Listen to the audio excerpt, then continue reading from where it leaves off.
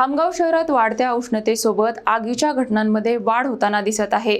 शेगाव रोडवरील एका भंगार दुकानाला भीषण आग लागून मोठ्या प्रमाणात आर्थिक नुकसान झाले आहे।